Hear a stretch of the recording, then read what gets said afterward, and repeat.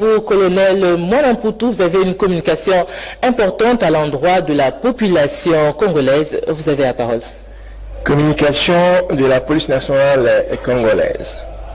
En date du 18 février 2019, Monsieur le procureur général près la Cour de cassation avait été saisi d'une lettre plainte numéro 051 JCN 2019 émanant de M.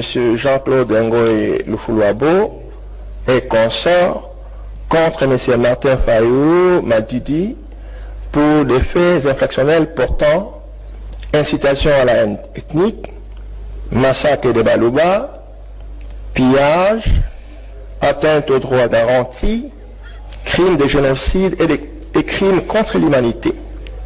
Par sa correspondance datant du 25 avril 2019, portant le numéro 27-15-D.023-PGCCAS-SEC 2019, Monsieur le procureur général près la Cour de cassation va instruire Monsieur le commissaire général adjoint de la police nationale congolaise chargé de la police judiciaire de mener des investigations et de lui faire rapport au sujet de la lettre plainte de M. Jean-Claude Ngoy Lufuluabo contre M. Martin Fayulu Madidi.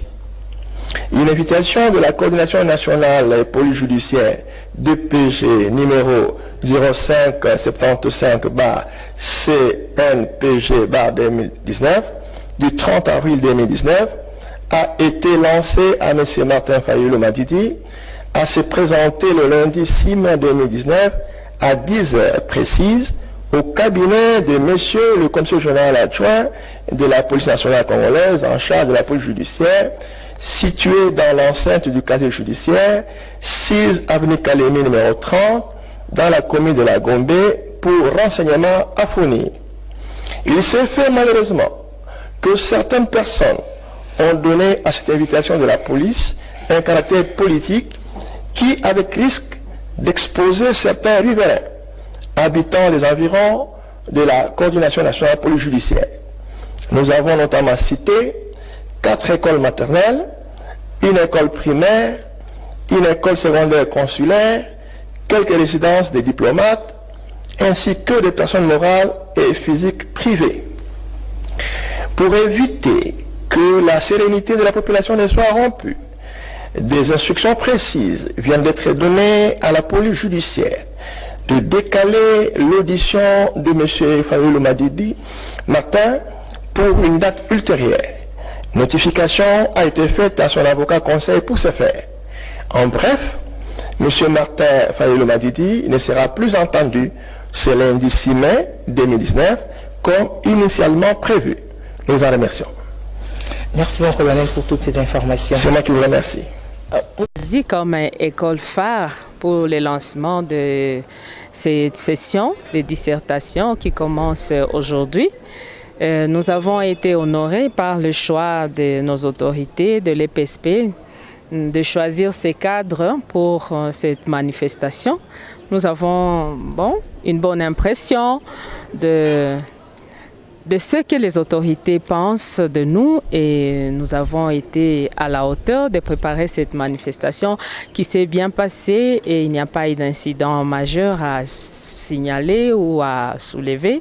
C'est pour nous une satisfaction d'être serein, de se préparer. L'examen d'État n'est pas un miracle, n'est pas un mystère qui se prépare selon les cours qu'ils ont eu à avoir avec leurs professeurs, mais aussi la documentation personnelle qu'ils ont eu à faire. Ici à Thérèse Amira, ils ont le Wi-Fi, ils ont eu à faire des recherches pour se préparer à cela. À mes élèves du complexe scolaire Thérèse Amira, je leur dis de ne pas avoir peur, ainsi qu'à tous les candidats de cette année 2019, de ne pas avoir peur, qu'ils préparent leur session dans la paix, dans la quiétude et ils vont réussir. Parce que parfois l'échec aussi provient de la peur qu'on a en soi, on n'a pas la confiance en soi. Je demande à tous les élèves d'avoir cette confiance en soi et de se préparer et ils vont réussir parce que tous les professeurs, je m'imagine, les professeurs consciencieux les ont accompagnés selon le programme national des cours et ils vont bien travailler et ils vont réussir. Au moins tel est mon souhait. L'intérêt de la province, il y a des zones où les gens se sont déplacés. Ils ne se retrouvent pas dans les localités pour passer les examens. Je ne sais pas comment vous êtes organisé à ce niveau-là. Oui, j'ai suivi Madame la ministre de l'Éducation ce matin. Il disait qu'effectivement, il y avait quelques zones où nous avons connu les sécurités, où nous avons connu un retard dans les calendriers scolaires, que les examens hors session, même les examens d'État seront différés dans ce point-là. Donc on a pris toutes les précautions, notamment comme vous posez une question de sécurité, comme à Massissi, là où il y a une insécurité grandissante. Nous avons pris toutes les dispositions pour que les examens se déroulent tranquillement et que les enfants finalistes ne soient pas inquiétés. Les dispositions sont là, la police et l'armée ont été mises à contribution pour que ces examens puissent se dérouler normalement. Une autre question? Si on n'a pas, on peut parler avec la ministre. Madame la ministre, les examens préliminaires commencent aujourd'hui, mais il y a des parents qui se plaignaient jusqu'hier concernant les frais de participation. 42 $ cette année. Est-ce que vous pouvez nous expliquer sur base de quels facteurs vous fixez ces frais que certains parents n'arrivent pas à payer pour leurs enfants? Merci beaucoup. Le 42 $, ce n'est pas à dire que c'est une imagination de Madame Adèle ou du gouvernement provincial du Nord Kivu. Il y a tout un comité au niveau provincial de l'EPSP qui statue sur toute cette matière, où siège même le représentant des parents, parce que nous siégeons avec le président provincial de l'ANAPECO, mais également aussi le président urbain et territoriaux. Et c'est son T qui fixe le frais. Mais pour ce qui est de cette année, nous avions reconduit le même frais que l'année passée. Peut-être que vous ne saviez pas. L'année passée, l'examen était à 37 $. Mais il y a une circulaire qui est juste arrivée pour le frais de retrait des diplômes d'État. Le ministre a fixé cela à 15 $, mais nous, au niveau de la province du Nord Kivu, nous avons jugé utile, vu la popularisation des parents, nous avons ramené ça jusqu'à 5 $. Et prenant le 37 plus les 5 $, c'est ce qui donne 42 $. Donc c'est pour vous dire que pour cette édition, le frais de participation c'est 37 plus les 5 $ de retrait des diplômes, ce qui fait 42 $. Donc les parents n'auront plus à payer le frais de retrait de diplôme, comme c'était le cas les années passées, qui s'élevait à 20 $.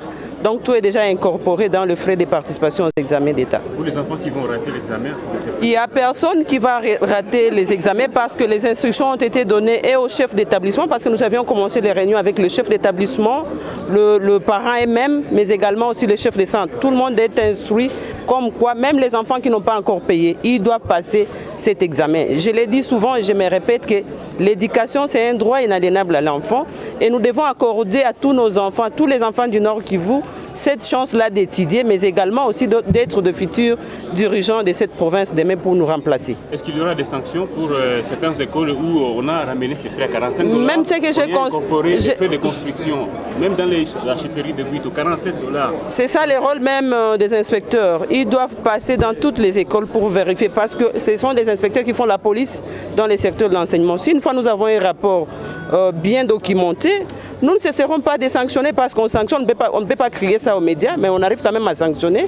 Et surtout que juste quand j'arrivais ici, j'ai vu une foule d'élèves au niveau du fait à l'extérieur de l'enclos. Je me suis demandé c'était quoi. On me dit que leur chef d'établissement est porté disparu avec leur frais d'examen d'État. Donc nous allons pouvoir saisir les services compétents pour nous rechercher ces chefs d'établissement et qui puissent subir la rigueur de la loi. Comme école phare pour le lancement de cette session de dissertation qui commence aujourd'hui, nous avons été honorés par le choix de nos autorités, de l'EPSP, de choisir ces cadres pour... Vous constatez la présence d'une forte délégation devant vous. Et bien d'autres personnalités sont déjà déployées dans différents centres de passation de l'examen. Au niveau de la représentation du peuple, et à tous les échelons d'exercice du pouvoir, les autorités scolaires, les chefs d'établissement scolaire, les enseignants, les parents, tous nos yeux sont braqués sur vous, car vous constituez l'espoir et l'avenir de la nation congolaise tout entière.